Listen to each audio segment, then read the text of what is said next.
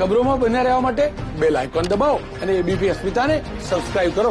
સાબરકાંઠાથી સમાચાર। હિંમતનગર તાલુકા પંચાયતના સદસ્યો વચ્ચે મારામારી થઈ। પંચાયતની સ્વભંડોળની ગ્રાન્ટ બાબતે તાલુકા પંચાયતના સભ્યો મારામારી ઉપર ઉતરી આવ્યા।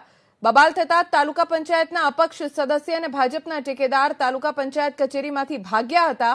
તાલુકા પંચાયતના ઉપપ્રમુખ ધૂળસિંહ રહેવર અને અપક્ષ સદસ્ય વિષ્ણુસિંહ વચ્ચે બબાલ થઈ હતી।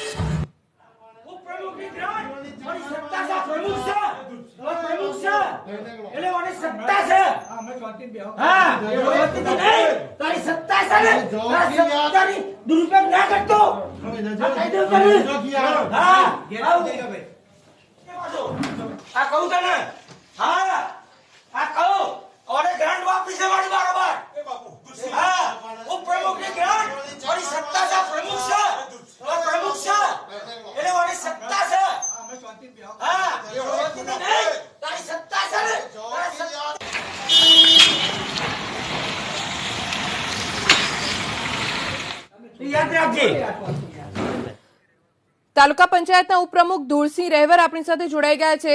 ધૂળસિંહજી, આ કેવા પ્રકારની વાતચીત છે? આવી રીતે બબાલ કરીને બૂમાબૂમ કરીને વાતચીત થઈ શકે?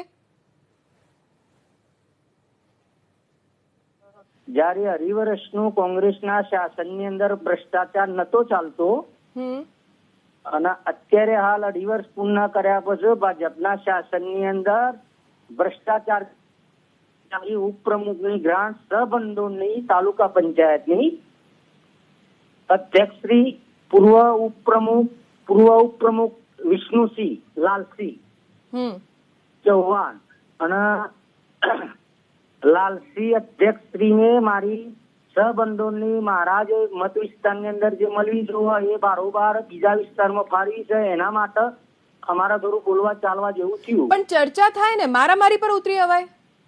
ના, મારામારી નથી થઈ બેન। પણ જે વિડીયો અત્યારે અમે જોઈએ છે એમાં તો જોરથી બૂમો પાડવામાં આવી રહી છે, સામસામે બોલાચાલી થઈ રહી છે। એટલે એમાં ખાલી બૂમાબૂમ છે, બાકી કોઈ સામસામે કોઈ આયા નથી।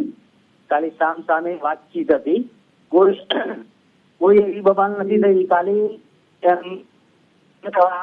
ભારતીય જનતા પાર્ટીના શાસનની અંદર જે તમે અત્યારે ભ્રષ્ટાચાર ચાલી રહ્યો છે કે કેમ તમે આ અત્યારે અમને હેરાન કરો છો કોંગ્રેસ વાળાને, એ રીતે વાત ચાલુ હતી।